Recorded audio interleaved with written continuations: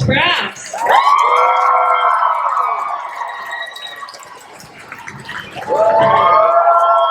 Hey everyone. Hello everybody, thanks for being here. Watching our movie, if it's on. Thank you very much for watching it. Yes, I'm very excited to talk to you guys. I was very excited to interview Zelda and Diablo for this film. And first of all, we're going to have questions from the audience as well. So if you want to line up along that wall over there, we'll have a microphone for you. It's my favorite part. And so first of all, we'll dig into it. How is this film described to you? Because the way I see it, it's almost like a trauma young adult romance gone insane. That's a good way to put it. Wouldn't you say that's a good way to put it? Coming of age. Right. I saw today someone had a poster for you to sign, and it was your one line from the movie. Yeah, the whole thing. Yeah. Actually. The whole poem. I spent like 20 minutes signing the thing. Afterwards, he was like, and at first he was like, dude, thank you so much. And then afterwards, like halfway through, he was like, dude, I'm so sorry. Yeah. You never be like, oh, it's so cool to have one line in a movie again. Yeah. It takes a long time. I don't know what the movie, I think the movie's for people to decide at the end of the day when you watch it. It's like, what did you take from it? When you read the script for it, were you floored by just how deep it was? Because there's a lot of levels to this movie that fans have picked up on, and just the way it deals with Lisa and her trauma was really, I mean, I related to some of that. I mean, not that I've had somebody slaughtered by an axe murderer, but just feeling that, that it's not over yet, the weekend's still going, but just the way that she was treated as an outsider by her school and by basically her family. Right. I feel like when I read the script, I read it with Cole in mind. And Cole is such a movie star to me. And I think it takes a movie star to play a role where you don't do anything. Like, he didn't say anything in this movie. So, for some reason, I thought he was going to be the crazy one, and that Lisa was the quiet one. I was wrong. So, reading it, I think I just saw a lot of myself in this character, and I didn't realize, like, my idea was wrong. The way I pictured the film was a lot different than what we shot. I remember the first day of Cole on set, I just wanted to impress him. Like, I wanted to do something crazy. Didn't work. Exactly. This girl over there, her mouth agape, and it's because, yeah, it's every day on set. So, yeah. Thank you very much. When I had read the script, I mean, we were kind of primed with Diablo coding. Like, we knew what we were getting into a little bit. I think Jennifer's body was very comparable. But the life cycle of Jennifer's body, I think, is actually very similar to the life cycle of this movie, which is when it first arrived in theaters, it wasn't appreciated nearly as much as it has been over time. And the same can be said for Lisa Frankenstein. And I think, you know, I knew that Diablo was a master of like a modern cult classic, or like at least an attempt at a modern cult classic, whatever that means. So I knew that alongside Zelda, visually it was going to live really well. The dialogue was going to really pop. Diablo's got her fingerprint all over the dialogue. She's got really identifiable writing, which is great. And I knew I was attached for Kathryn, and I begged Kathryn to be a part of this project. You did, yeah. I did, because I knew we needed someone like Kathryn that had comedy chops as well as drama chops. And I kind of understood, at least from the way I was going to play Creature, that Kathryn and Lisa was going to be the odd man in the two-man relationship. Oh, there. You got that? Yeah. I knew, so I was like, we really need someone to. By the way, I don't know if you guys know this term, but odd man, straight man is an old, technically film and television routine where one person sets up all the jokes and the other person delivers all the punchlines. So it's 2.5 Men. Zach and Cody was the same thing. Drake and Josh. You'll see a bunch of that over time. Like it's a time-tested routine. And Kathryn needed to step into the silly, goofy mode. I did. And you did, dude. I think I did all right.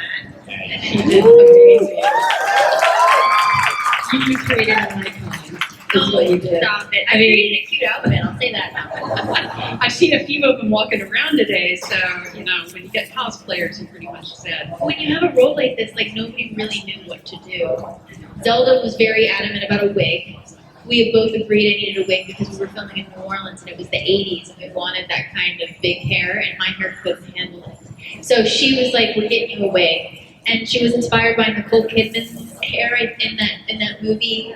Dead Calm. Yeah. Yes, I think so. And the costume just came together on the day. I knew we needed Hot Topic in there. And a lot of it was vintage, but a lot of it was Monarch from Hot Topic that we like cut, you know, put together in a certain way, which I've seen, I think, every Lisa here. It was easy to get the costume, right? Like, easy to figure it out. We wanted that. Like, I wanted it to be something that if people wanted to wear it on Halloween, it was easy to find. So, That's smart and nice for cosplayers because it's expensive to cosplay. And yeah, and it's not the kind of costume that's like Sailor Moon that you can just go buy in the store, right? Not yet, anyway. we'll work on that. I wanted to ask Cole though specifically about your role as the creature. You brought some really great silent movie chops to this with the use of your eyes and body movement. I was curious if you could talk about bringing that together and learning the movements and how to convey that. Could you tell us how you got into your character? Could you tell us how you ate all of my food on set? I witnessed that, by the way, just He now. literally just now, I was like, here, like I have this food. He took my fork. Well, you're not going to eat it, dude. It's true. You're not going to eat it, so I'm going to eat it. I was done. One night out at a bar, Zelda and I thought, how funny would it be if I worked with a mime? This was early. This was before yeah, this me. was I think before you signed on, and you know, we discussed it when we were kind of drunk, and then the next morning, you know, I called her up and I was like, no, actually, that's a great idea. And Zelda, with her infinite connectivity to the most niche subcultures in Los Angeles, was like, I got a mime. And I was like, all right, can I talk to him? And I knew I was in a good place because when I showed up for my first miming session, there was like a little blue convertible parked next to this tiny dance studio, and the license plate just said, speechless. And I was like, I'm sure that's my guy. And I worked with a mime, and I think, you know, when you think of miming, you think of like the I'm in a box kind of miming, but he was a student of Marcel Marceau, and he focused on kind of the universal human language of emotion through gesture, which was awesome, which we found fun. Can you show us, like, happy? What was that again? Happy, I think it's joy was like. Yeah, it's like that. So we did this exercise. It was called the Attitudes, which was really fun. Which is if you were to imagine a single pose, if you're a statue and you're being unveiled at the Louvre, and you're a single pose of like anger, what would you look like? What would be the pose that you take? And actually, out of a lot of the people that were in the class, we would start with our pose and then compare it to Marcel. Marcel's what he ended up with, and everyone kind of has a very similar understanding. And there is this sort of universal language that exists deep within us that we understand emotion through. Like across different languages, we understand anger as a kind of outward thing. Anger, as I believe, Yeah, I remember that. and so I use those like in the act sequence when I chopped his dick off. We used a lot of those kind of poses, and that was just fun. I mean, I think the best part about acting is that you can convince the studio to pay for stuff that seems really strange. We're making a joke of it. Yes, it is funny, because no, he didn't have to do that to play this role, but at the same time, the script really called for an opportunity to do something. Yeah. Both of our roles were kind of like a calling, like, well, you can either do something with this, or you can let the opportunity slip. So when I say, like, oh, I wanted to impress Cole, it wasn't because I want him to think I'm cool, which I do. You sure? But it was more like an opportunity of a great role. Every scene, there was something to be done. And you just don't want to miss the opportunity. So any prep like that was Fun. good. It keeps you in the headspace too. Yeah. Just keeps you thinking about it. Yeah. It's fun, and then you get the studio face. I just watched the movie. just watched a movie. I watched Death Becomes Her. Oh, nice. Good one. Good choice. She-Devil is great with Meryl. And there was another one, Tie Me Up, Tie Me Down, that Zelda asked us to watch. You know what else was interesting? I watched The Goonies like twice. It just felt right, like kind of campy and loving. Yeah, You know? I was impressed with the set design in that movie because I'm like, that bookshelf. I'm like, oh yeah, Poppy Seabright. Yeah, that was me. Okay, yeah, right there. So yeah, I just loved everything about that. So we have a number of people in line. So let us start over here. Awesome. Welcome. Hi, so this is actually a good segue. You all were talking about the mindset itself is impressive, but a lot of times you have to study various things depending on what kind of role you're doing. What is the coolest thing that you have studied while planning for a role? I got to learn how to lockpick, which was cool for a movie that totally did not receive financing. But I learned, in the meantime, in the interim, how to lockpick. So that's great. So you better get a good fucking lock, dude.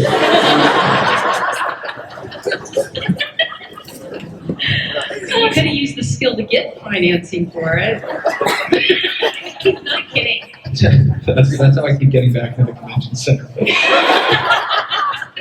We keep trying to kick him out. I think the coolest thing I learned was like stunts. Like I love doing stunts and jumping around and being on wires. So I did that on Pokemon Detective Pikachu and on Ant-Man. And second thing that's cool is accents. I did like a Jersey accent recently. I'm gonna do a Staten Island accent. I got a lot of work to do. Yes.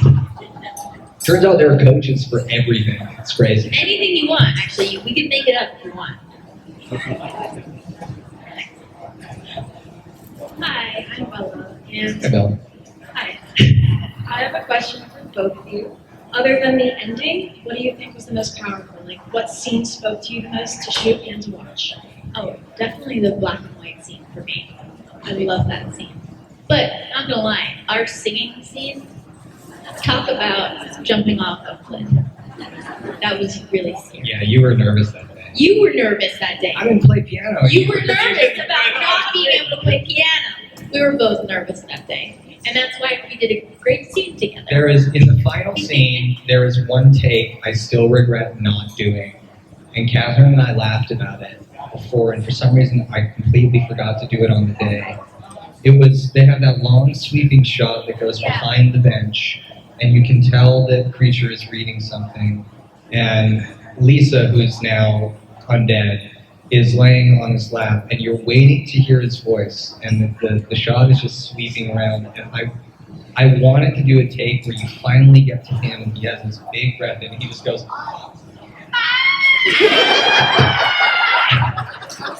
for the whole take. So you think he's gonna read something, but it's just he still hasn't even got it yet.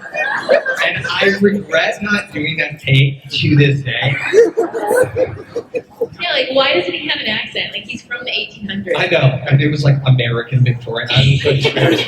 That was a confusing scene because we had talked about, does creature have an accent? And we were like, well, no, it's probably someone else's tongue.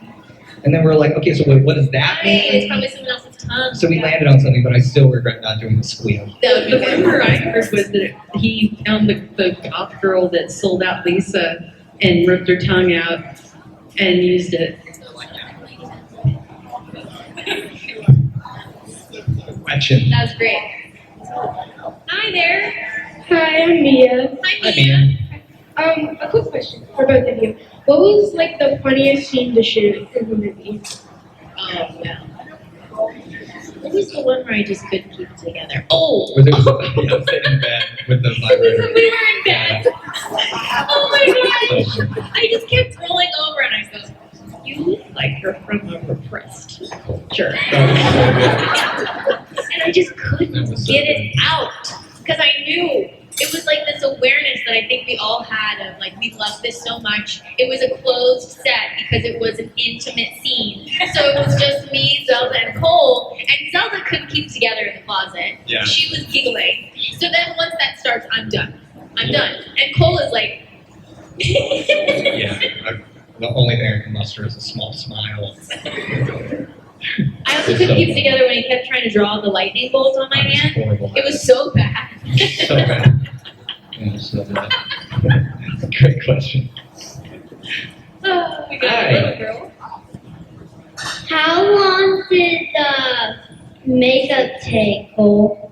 Oh, Great question.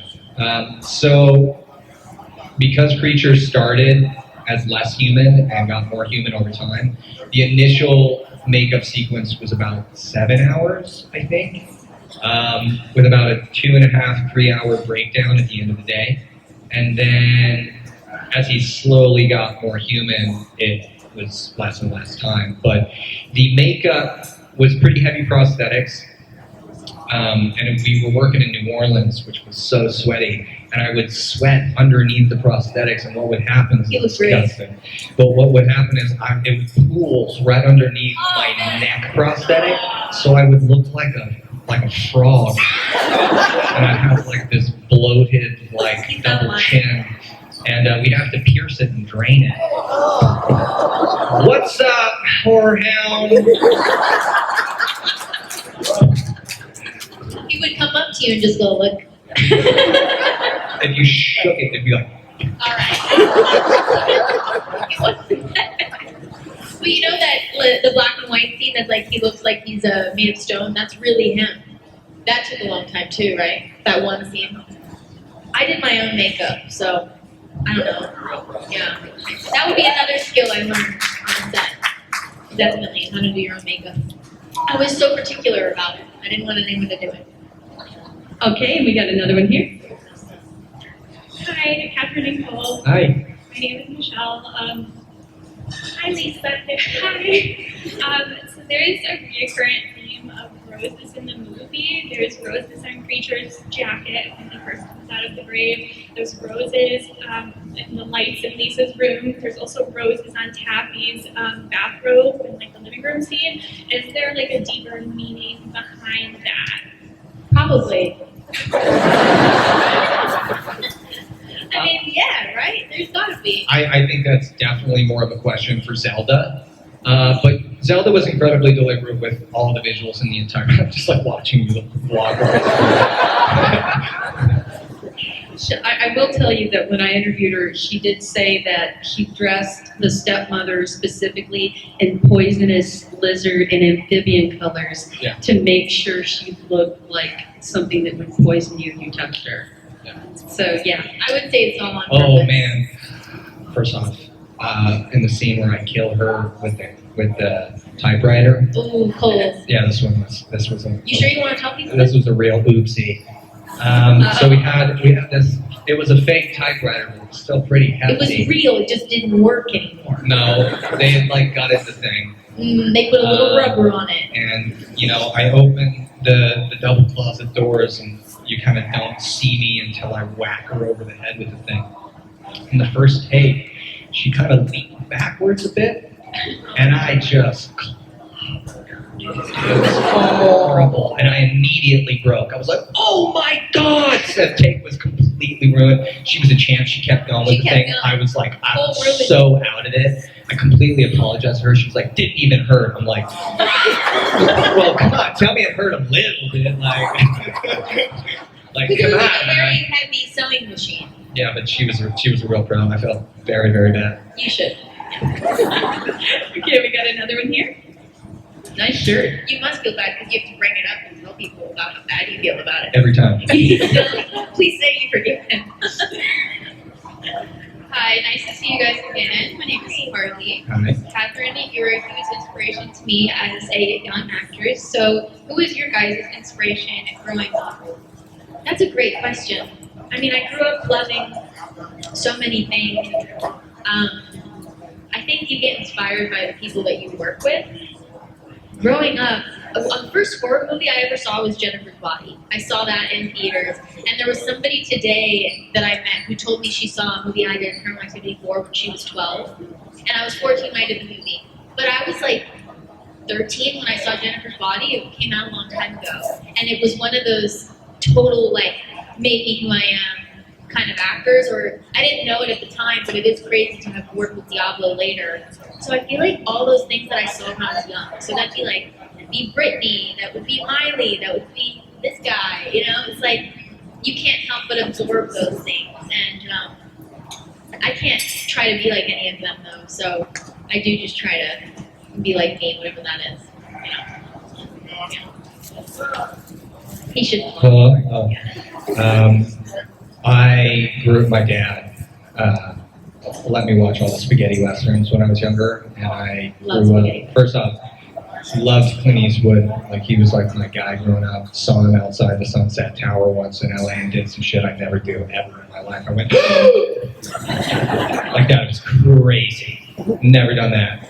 But then Kurt Russell growing up, a big Kurt guy. I mean, like Escape from New York, like some real Snake Plissken stuff. I honestly, I was coming to these conventions like back in LA. We were doing like Monster Palooza and all this sort of stuff when I was like a baby. My dad was always like big Fangoria guy. Like I was subscribed to the magazine when I was a kid, so I grew up on a lot of like the practical effects, all the John Carpenter, which we were talking about, like all that stuff. Godzilla big time. But Kurt was my guy. I just got to do a movie with him, and I'm like, it's like I had a really hard time looking at him. Played a bad guy into it. All right, we got another one here.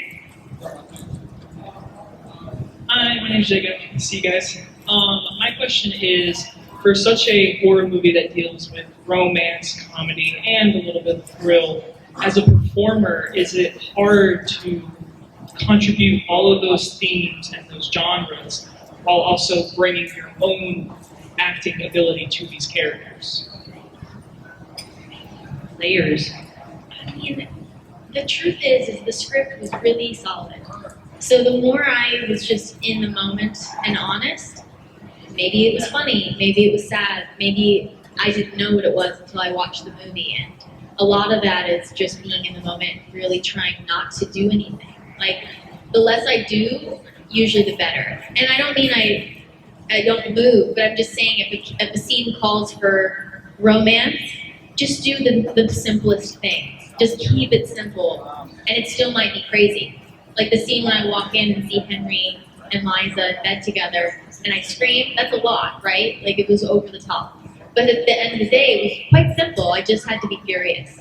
So I think the truth is that I just try to do as little as possible, which is kind of the opposite of how it seems in the movie. But Yeah, but I think Kathryn's right on with that. I think if you ever watch any of the Oscar roundtables with actors, they all say the same thing about the films, which are the writing did 90% of the work.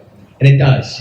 I mean, good writing makes a world of difference, which is why good writers are writers that have their own kind of prestige and badge to them are so sought after by actors in the industry.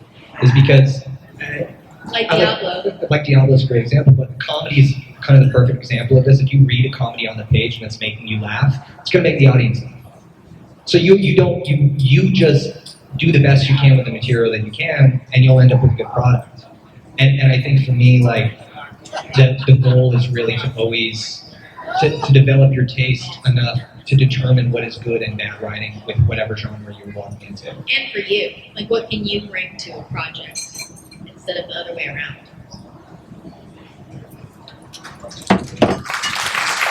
Good answers.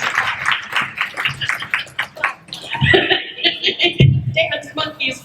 Psycho. And here we got another one here. Hi, my name is Mari. Mari? Hi, it's really nice to meet you two. I know earlier you guys were talking about some films that you guys like. I wanted to know, this is a question for Kathryn. What movies do you think Lisa would enjoy? I think Lisa, that's tough. She'd love like Kill Bill, I don't know, The Godfather. That's what I think for Lisa. I think she'd love, I don't know if she would have liked Heathers, but I feel like she's a little Heathers coded. I love Clueless. So basically she's me. What other movies do you think? Edward Scissorhands, she would have liked. She liked Dawn of the Dead. Right. So there you go. Yes, there you go.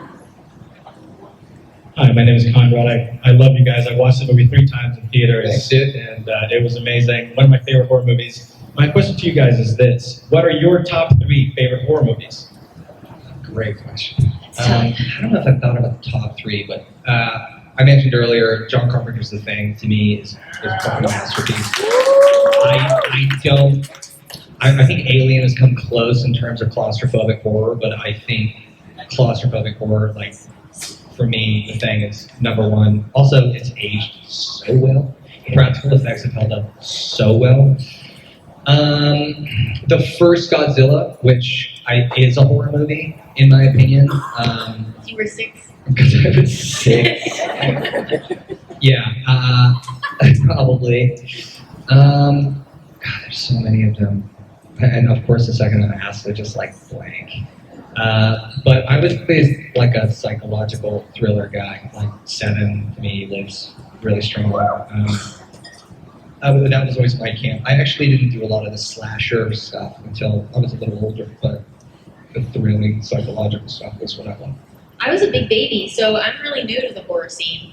And so for one, it would be Jennifer's Body, because I was a baby when it came out. I love The Shining. I love Rosemary's Baby. Ice cold mud. Remember when the thing like shot up the green Oh, stuff? yeah. And it went right back into his eye. That's kind of the fun stuff. I do like that. That was challenging, though. Yeah. Right? Well, he's explaining about that. You were in a body-filled pit for how long? For Abigail. Yeah. That's the hardest scene of my life. Period. And I'm an athlete. No, The body build. dude. Hours of me and it's slim. Just a bunch of bodies, man. Like Jello. It was disgusting. But it was iconic, and I'll never do it again. All right, we have another one here. My question is for both of you guys. Were you guys able to take anything from the set? Yeah. I really wanted the graveyard fest, but they didn't give it to me. This is why you don't ask. By the You way. just steal it. You just take. Diablo has it. No, she has. That's why I was thinking. I have some of the original, like, special effects casts, so they'll be classes in different stages. So I have some of those. I didn't take anything from this one. I felt like I gave so much to it. I was like, I don't want it. However, the great mystery is what happened to the prosthetic penis. It's okay. No one knows. We all know you took it. What do you do with it? Just look at it and wish. It's like, oh, dude. Yeah, it's so funny. Like, Where do you keep it? so all the girls, like, Zelda specifically, went on. It's just sitting on the bed in the room. And like some totem. And it's just sitting there and it's like, and all I got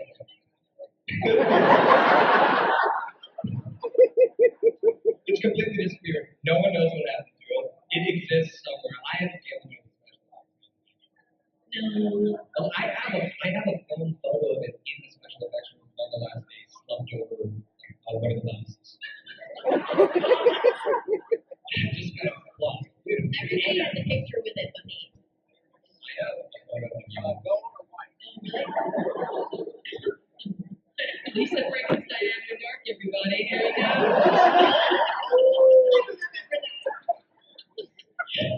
Okay, next question. Hi, Lisa. What kind of music do you think Definitely. We had a playlist. I was gonna pull it up, but the Cure. Yeah.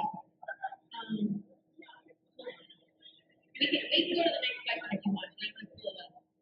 Yeah, I mean, I think.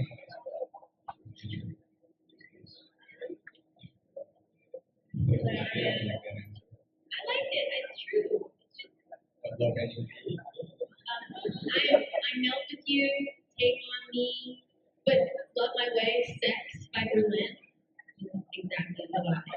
Heartache, Gene Loves Jezebel, Rio, Obsession, and then, Tainted Love, come on. The Promise, When in Rome. Like, that was what I listen to, and I still listen to this playlist. I love 80s music. We go right there. So, Hey, dude, nice hat. That's for the show, right? I'm his number one fan, so I'm right there with you. This question is for Bill Kid. I would love that. I'm here too. Don't let her pressure you, please continue. What was your favorite part of the movie of you being Jughead? Please be patient, my favorite. I really liked the last season of the show. Because we went back to the 50s. We went back to the 50s, which was a lot of fun. And I love that kind of stuff. Great question, dude. I watched the first season and I thought it was really good. Yeah, that got pretty big. I loved it. I think everyone is really good. Alrighty. Hi, I'm Ryan. How you doing, Brett? This better be for me. I had a question. I know this is really young, but at that time, but I was curious if you had any fond memories or memories in general from making Daddy. I still to this day yell at Sprouse. Oh, yeah, big time. In fact, quickly, and then I will answer your question. Scuba Steve was the one time I ever asked for a phone and was told no. And that's why I steal stuff. The only way to be is to beg for forgiveness. Yeah. Yeah, I mean, I have so many memories with Adam. We were staying in the beauty of like the Happy Madison production cycle is that we film a movie for 6 months in a place Adam wants to be for a movie that should realistically take 4 weeks. And we're doing it with all of his friends, and it's a great way to work. Like he just was always really awesome on set. And we were staying in this hotel like in Midtown, and the whole cast was on 43rd floor or something. There was a stairwell, and we all had to take the stairs and carry me on his shoulders the entire way out. Like he's just a really good guy. Somebody Uncut Gems premiere, and we met his wife on Big Damn Music, and there was a lot of characters on the set. The after party was like, oh, everything is so sweet. Where are you? For like 2 hours. But we sat there a long time and just had drinks and talked about the movie. It was like he's such a personal dude, and his reputation really does precede him. He's like the nicest guy in the business. Everyone knows he's so nice, and like I can't relate to a single person. Seriously, yeah, it's great.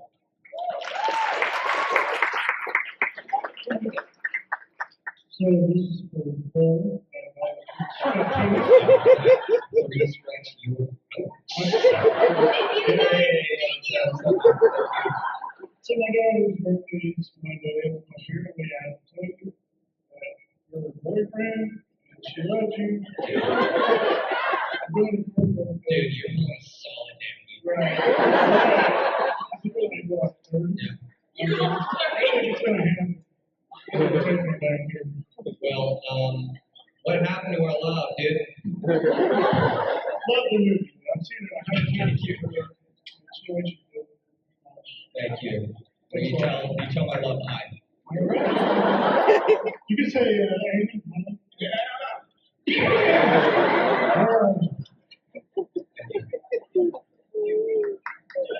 you're a good dad. Hello, I'm there. And my question, I guess, could be for both of you, but thank you so much. Lisa Frankenstein. That's gonna be fun. She said one coal, and then they started laughing. So recently I've been watching podcast Golden Villain. Yeah. And there's something in there that, to be honest with you, like you mentioned but in the podcast, you had mentioned that when you do movies and such, that you don't get to do things that you want to do. What do you mean? So if you had the opportunity to do whatever it is you want in a movie, would that include your photography, and what would it look like? I mean, interesting question. I think I know which podcast you're talking about. I think it was the Diary of the CEO. Yes, it's been reserved that title. Yeah. But what I meant by that quote, which I think what I said was, in acting, you, and Kathryn, you can answer this as well. In acting, you are, it's not that you're bound because it's still an expression, but like we mentioned earlier with the writing and the directing and the editing, like you're only as qualified as the whole collaboration. Like, if you're the sum of its parts, if the writing is incredible, then you put that out, the direction is clear and easy, and you move the direction. If the editor is depending on performance, then you're going to have a wonderful performance. And in that way, and like photography, if I took 1,000 photos of you, I can pick the ones that you didn't like and give the world a very specific understanding of who you are. Or I can pick the ones that are incredibly flattering and give the world a very specific understanding of who you are. And I think that is the role that you take as an actor, is that it's a risk. It's a risk. You're always rolling the dice and you're having to put a lot of trust in the other departments that are going to do you a service for your career, because ultimately you're out of control of your own image. You can have a certain level of talent. It's always going to allow you to flex within that image, but you're still very dependent on the other people in the process. And in that way, there's a beautiful part that's passive to it. Like, if you can accept being passive, then you have to let go, which is tough. So it's not that I don't like that part. It's just a very different kind of approach to the arts. When you sign on to a movie, you're kind of signing on to saying, okay, whatever you want goes. Because at the end of the day, if we do a scene together and Zelda says we've got it, I have to okay, let's move on. Like, we're moving on. At the end of the day, I can't go home, wish I tried it another way. That mindset of, oh, I wanted to do this thing, I forgot to do it. Kind of too late. So, but to answer your question, because he didn't, I would like to play golf in a movie. Like, for real, I kind of sneak it into every movie. So that's what I would do. He wants to be supernatural. You get him the Henry Cavill show. Yeah. Yeah, I don't know, a lot of space. A wider set. But that idea is very freeing when you do sign on to a movie and you're taking a risk like that. That's why a lot of actors go to the same movie. Oh yeah, I mean, if Scorsese being like, it's gotta be done. You're like, yeah, we probably do. You know, there's a huge part of the process that's trust. All right, I think we got time for 2 more questions. So I see a little Lisa, I think, there.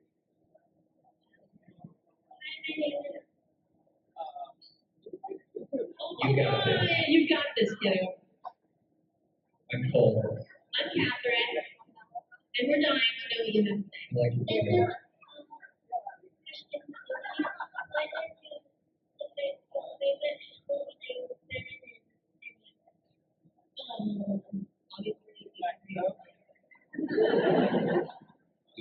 Solid political. I do love Lisa. We got really lucky with Lisa. We did. And like we were saying in the last question, like I knew Zelda for ages, I knew Calvin for ages. And it's one of those weird things that you bring across the line where you're like, we will get right at this. It's a bunch of friends working together. Like this feels like we should feel guilty about this almost, because I can't believe it. This is proof that dreams come true, because I'm a fan of Cole and Dylan, and I met them at Box Takeaway when I was like 6 years old. And I have a picture with them in the booth. I'm in between them, it's so cute, and they have like their bowl cuts and everything. And then years later, I'm like, I know one day I want to work with Sprouse. I know I want to work with Cole. I think he's really good. I think we'll be great together. And then you have this kind of movie come along, and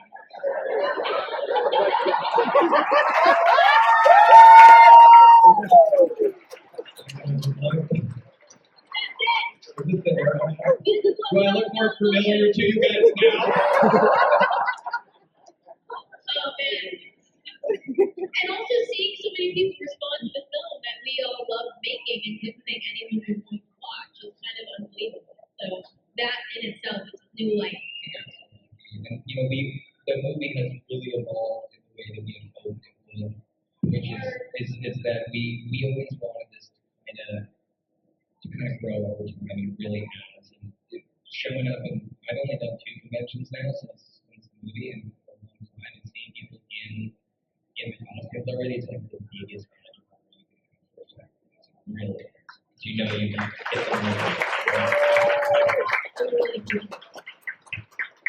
I think we keep this question. There's okay, we can move it through. Speed round. So, you both were in the on-screen coverage of the and like, in your guys' experience were true. Until this thing gets a little bit weird. See Bobby. Well, I love that. I love shooting Supernatural with Kim. She didn't really mention you. Talk about Joe. No, it's great. I mean, plus we the cats. Yeah. I never actually bumped into them. It just shows that it's such a small world in this business that you have to be my friend forever. Okay. Is that it? There were two more. They're gone. Disperse them on us. No. I see her standing up. Shout it out. Shout it out. Just say it. Oh, she's. Okay, so, Yeah. I'm really glad for, like, the ending. I think they're using their next second one, but they're really doing, like, put them back together. I love that. I hope they do. Yeah. Yeah. That would be fantastic.